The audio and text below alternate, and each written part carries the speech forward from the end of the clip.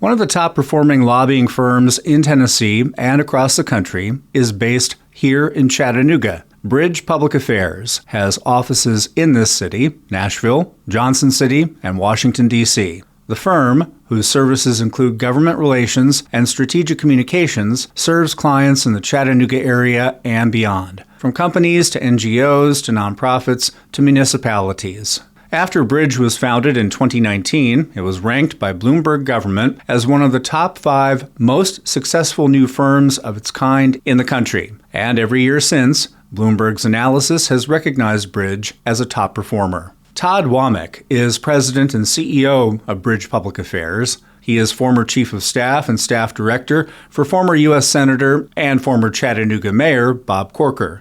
He is also an alum of this campus, the University of Tennessee at Chattanooga, and he's vice chair of the University of Chattanooga Foundation, the endowment for UTC. I spoke with Todd earlier this week before the Evolving Our Riverfront Parks celebration in downtown Chattanooga. Todd, thanks for joining us. Thanks for having me. It's so fun to be here. Glad to have you here. You're a native of Chattanooga, and you are an alum of our campus here at UTC. Talk a bit about growing up here. Yeah, we actually worked hard to stay here and to keep our family here. We have 4 kids, my wife and I, and even when I had jobs that required me to be in other places, we wanted to stay here. I've got deep roots in the Chattanooga region. I did grow up in Chattanooga. At one point, where we are, I was in the first graduating class at the Chattanooga School for the Arts and Sciences, which is across the street here. Went to the University of Tennessee at Chattanooga, and then my first job was at Erlanger. So I used to stay within like a 2 or 3 block radius. The first formative years of my life, a lot happened in this area, but it's just such a great place. I think the world's beginning to recognize that. Such a great place to grow up and to have a family. How did you get involved in politics? I used to say everything you need to know about politics, or at least I needed to know about politics, learned at Erlanger. And, back then, it's changed now, and I think for the better. The board was appointed by the city mayor and then the county executive, the legislature, and the medical society. So it was a political board. All the meetings were open to the public. So I had a public relations background and dealt with board relations at the hospital and ended up getting to know a lot of elected officials in this area. One of the people at Erlanger who actually helped run a new mayor in 2001, his campaign, and called me after the campaign was over and said they're looking for somebody to do their communications. Would you be interested? I had actually at that point moved to Unum. I said, no, we have our first child on the way. I don't think it's probably smart for me to jump ship at this point, but he gave my resume to the mayor's office anyway. They called me, and the mayor's office calls, you go. And I went through some interviews and ended up going to work for then newly elected Mayor Bob Corker. And that is really the trajectory that led me to love public service. You would later spend many years as a senior advisor to later Senator Bob Corker. You talked a bit about how you connected. What drew you to each other? It's interesting. The first, I think, few months, I remember saying to my wife, how long do I have to stay for it not to be a blemish on my resume if I leave early? Because he had just been elected. He was driving hard. He had an agenda that he wanted to make sure really got every piece of it got initiated within the first 6 months of him being elected. As mayor? As mayor. I came in probably 2 or 3 months. He was elected in April. I came in August. And he was driving really, really hard. And so it took a little while for us to jihad, but I remember December of that year, something happened. It just clicked. And he is one of the most dynamic people I've ever met. He's always playing chess, several chess moves ahead of everybody else. He really creates a vision, but you have visionaries who can actually get their vision over the finish line. He also has always been so good at knowing how to actually actualize that vision. And so at some point along the way, it became very clear he was unique. He was a really special person, and I wanted to do everything I could to support what he was doing. When I went to the mayor's office, I didn't think we would end up in the U.S. Senate, but he decided he only ran for 1 term, so it was just a 4-year period of time. But as mayor of Chattanooga. As mayor of Chattanooga, but during that time, we put in the infrastructure that led to Enterprise South being created. That's where Volkswagen is now. We worked with EPB to bring the broadband that we all love now to Chattanooga.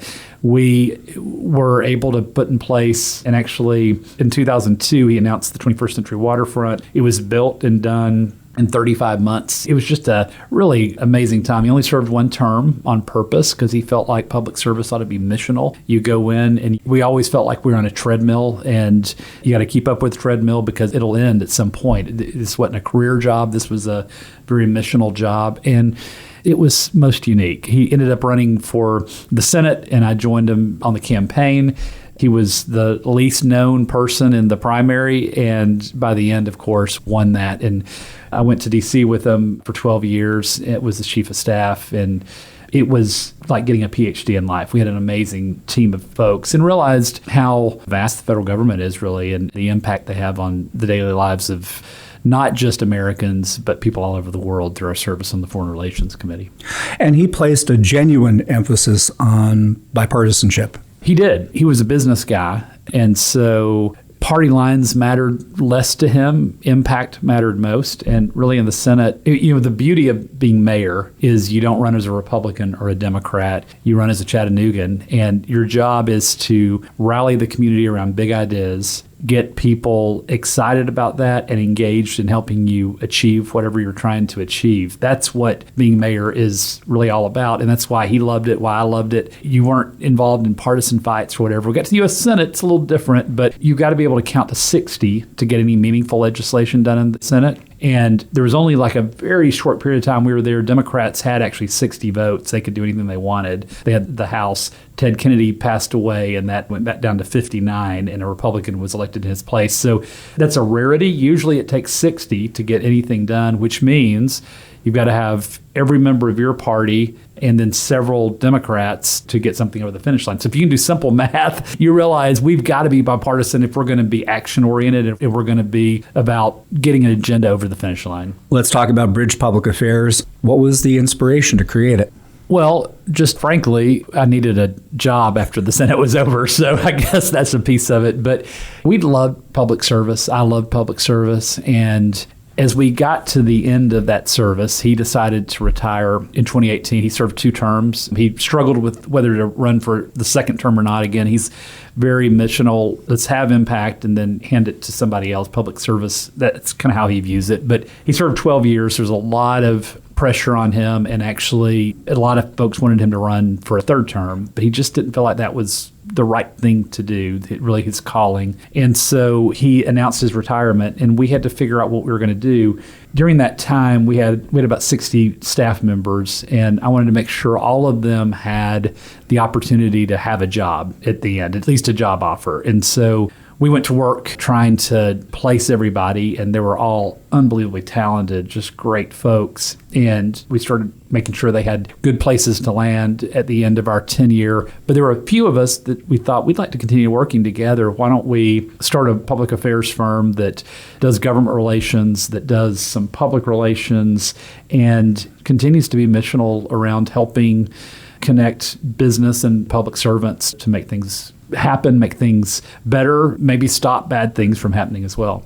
We're speaking with Todd Womack, President and CEO of Bridge Public Affairs, with offices here in Chattanooga, Nashville, Johnson City, and Washington, D.C. Talk more about what Bridge Public Affairs does for its clients. Give us an example. We work primarily at the federal level. We work with companies around the country. A number of them are in this region. A number of them are in Tennessee, but a number of them are international folks even, but certainly clients around the country, ones that your audience would have heard of probably. We help them figure out how to move their federal agenda forward. So if they have regulatory barriers that they need to help change, we help them map out a strategic plan for doing that. If they are looking for funding for something, we try to help identify funding sources for them. So we do register to lobby at the federal and at the state level, but we really help our clients solve problems, and we're called Bridge Public Affairs. We really see ourselves as a bridge between folks who have something they're trying to solve at the federal level or at the state level, but a lot of our work's at the federal level. We also do public relations work, but especially where public policy intersects with the mass media. Austin Cantrell, who's with me today and also served in the federal government before he came to work at Bridge, leads that practice and does an outstanding job. We had the opportunity to be involved in the renovation of the 21st century waterfront that our community is about to celebrate. And we worked with both the city and the county to get the state, Governor Lee put in his budget, and then our delegation that is one of the best in the state, Senator Watson is chair of the Finance Committee. He was really instrumental in helping get $15 million allocated for the waterfront. The city and the county are putting money in as well. And then private philanthropic campaign is underway to help raise money for the rest of it. But that $15 million is going to cause the waterfront really to be the place, the front door of our community for another generation. So we're really excited about that. Bloomberg has named Bridge as a top performing firm each of the 6 years that you've been in business.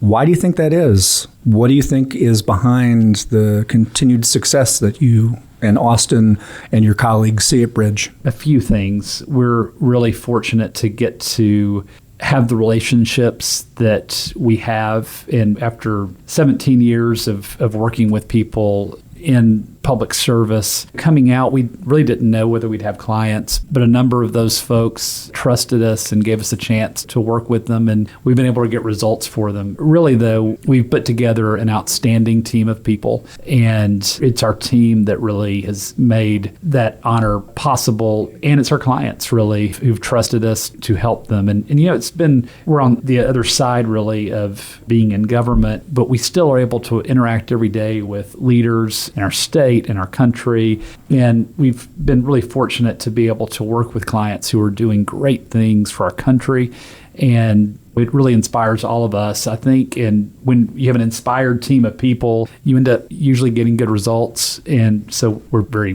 very thankful for the people who are in the company. Let's talk about service in another way. What service means to you beyond Bridge Public Affairs. You're board chair of the Hunter Museum, vice chair of the University of Chattanooga Foundation, the endowment arm for the University of Tennessee at Chattanooga. Twice you've been appointed by the governor to serve on the advisory board here at UTC. Talk about what that type of service beyond the day-to-day job means to you. Public service is one of the most powerful ways that we can give back. We're all so incredibly blessed to live in the country we live in, the community we live in, and those organizations and others that we get to be involved with are making a difference here in Chattanooga, but really other organizations are making a difference around the world.